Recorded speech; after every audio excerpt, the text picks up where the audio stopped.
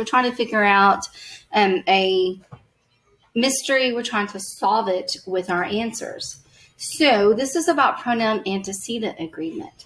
So if we look at what is pronoun antecedent, a pronoun antecedent agreement, a pronoun is a word that takes the place of a noun. It literally translates to mean pro meaning for and noun. So it takes the place for a noun.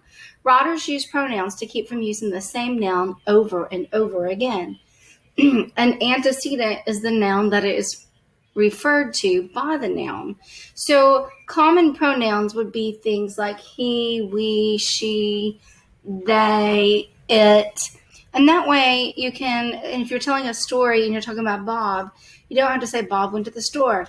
Then Bob did this. Then Bob did that. Instead, you can say Bob went to the store. He was in a hurry. Then he decided that he wanted. And so we use the word pronoun.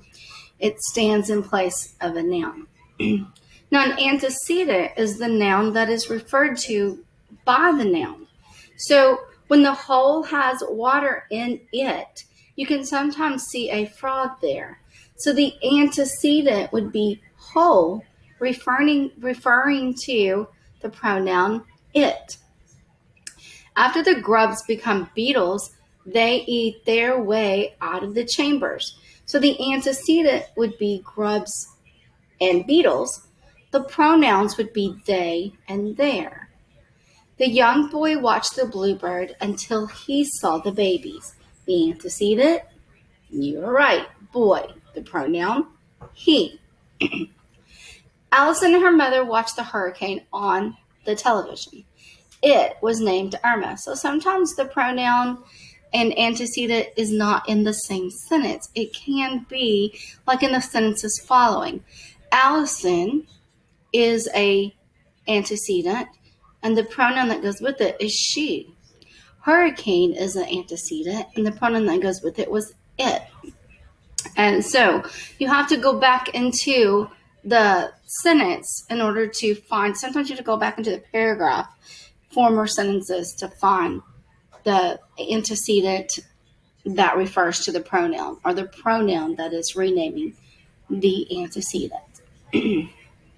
So for this assignment, the Whodunnit instructions, 6 contestants on a reality TV show were stunned to find their lowest scoring colleague was injured. You must figure out the crime before the end of the day. The question is, who done it and how? The player, last known whereabouts, and method that are left unaccounted for is the solution. Number 1, in this document, you must find 10 clues that you must crack. Number 2, each correct answer will rule out either a player and a last known whereabouts or a method.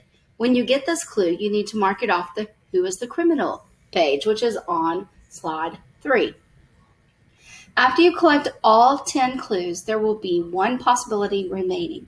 This reveals the crime. Write a sentence that includes the criminal, location of the crime, and the method used to cause the injury on the What Happened slide 14.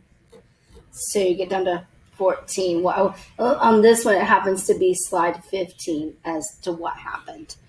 Okay, so let's see what we're talking about. Clue number 1 for the whodunit. What is the antecedent to the underlined pronoun? So the underlined pronoun is there. Bob and Janet worked in their garden. So there's the pronoun. What would be the antecedent? Would it be Bob? Would it be Bob and Janet? Would it be just Janet? Or would it be the garden? And there refers to 2 people. So it's Bob and Janet. So since Bob and Janet is the correct answer, then so what we're going to do, so with Bob and Janet, we're going to highlight Bob and Janet because that's the correct answer. And then Mrs. Spell was eating a sandwich in the atrium. So that's the correct answer.